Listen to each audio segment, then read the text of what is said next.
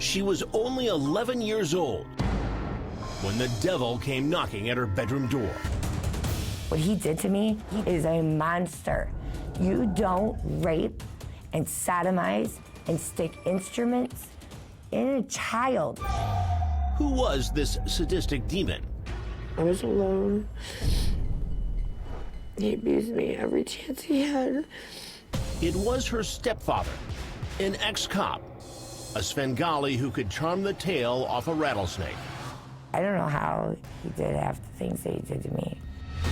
Now, in a stunning update, will the vicious sex predator finally pay the price and stay behind bars for his crimes? Tiffany Henderson says her only comfort growing up was knowing she had sent her ex-cop stepfather, this man, Richard McBrayer, to rot in prison for his horrible deeds. Sentenced to a maximum of 40 years. When they told me that, like, he was going to spend his life in jail, I mean, that's what I believed. For young Tiffany, it meant a new lease on life. McBrayer could never harm her again. Or so she thought. It was Easter Sunday. Tiffany was driving in her car when she stopped at a traffic light. She looked over at the car next to her, and suddenly, the horror of 23 years ago was staring her right in the face. It was the monster McBrayer. I'm getting ready to turn right, and I look over, and I was just like, wow, you know, that really looks like him. And we locked eyes. I immediately felt something. I know that he saw it. That was me as well. Tiffany had just taken a terrifying U-turn into the nightmare of her past. Do you think he recognized you? Yes, absolutely. Tiffany says she had no idea, but McBrayer had been given his walking papers early by the Michigan Parole Board after only serving close to 22 years. Who do you blame for this? The parole board. Tiffany claims she never received notification of his early release, which is required by law. But the Michigan Parole Board insists it did reach out to her, saying the records reflect numerous attempts to contact the victim. Despite those claims, Tiffany tells me she feels victimized all over again. What was it like to see his picture today? He's laughing at me. He's like, I told you I'd get out. What do you see when you look at that picture? A monster. Tiffany says her childhood in hell began right after the ex-cop married her mom. I don't feel like I was ever a kid. He took your virginity at the age of 12. Yes, in many ways. It was a long night.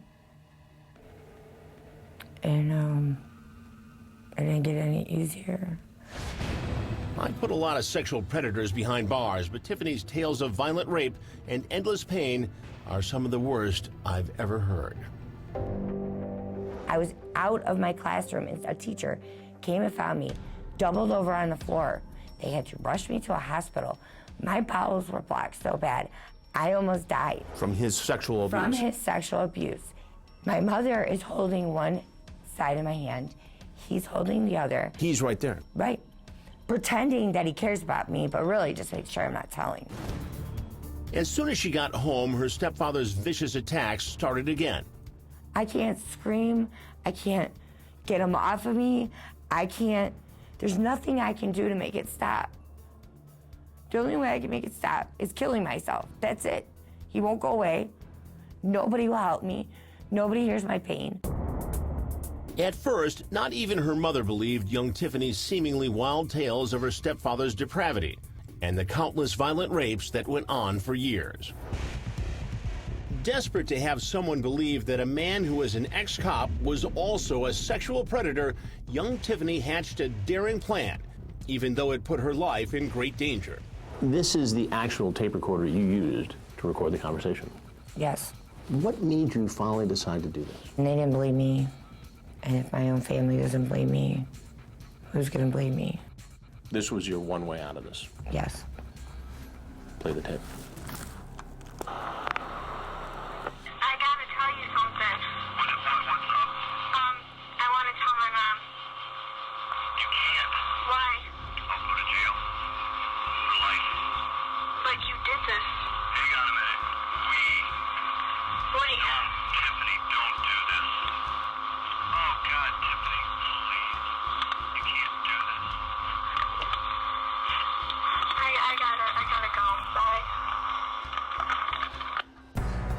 When Tiffany played the tape for her mom, suddenly the blindfold came off.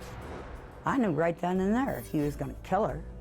He wasn't going to ever let her tell. She told him, I'm going to tell my mom. With her outraged mother at her side, now the pair take the damning recording to Michigan State Police. But it wasn't enough to arrest McBrayer. The 14-year-old would have to set another trap on tape, and this time it was with a ruse that she was pregnant. This is from the State Police Post.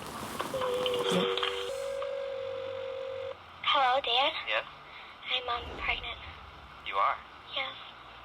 Well, when did you find this out? A couple days ago. Are you going to do anything for this baby? I'm going to help you is what I'm going to do, Tiffany. You have to come see me. Should he ever be out of prison? Ever? No, he should not. I will fight to let everybody know who and what he is. I will never let him hurt anybody else, ever. You know, I survived this by the grace of God. Under Michigan state law, a victim must be notified 6 months prior to the release of an inmate. Tiffany says she would have shouted from the rafters to stop her brutal stepfather's release. How many parole hearings did you attend for him? Since 2009, I've been to 11. But tragically, this last time, she says the parole board didn't contact her. And we could have appealed this and he would have never gotten out. Carrie Angie should know. She's the former assistant prosecutor who succeeded in keeping McBrayer, an ex-cop and a registered black belt, behind bars in a 2011 parole hearing. I've never seen a case this bad. But Tiffany wasn't about to take any more abuse. She then filed a motion to have her former stepdad rearrested and to challenge the board's release. The circuit court eventually overturned the parole board's decision to release McBrayer early and threw him back in the county jail. You lost your child in your life. I mean, he used our love against each other. That's what he did. He used our love for each other against each other so that he didn't get caught. And now it seems Tiffany can finally rest a bit easier. In April, the Michigan Supreme Court upheld a lower court's decision that questioned the parole and approved putting McBrayer back behind prison walls. It's a victory, but also the only outcome Tiffany Henderson is willing to accept. It doesn't matter what I have to do, how painful it is, how hard my life is when I am away from this camera and I live every day in fear, in pain, afraid for my daughter, I will fight to keep him in it. He pled guilty to 2 counts, so serve your time.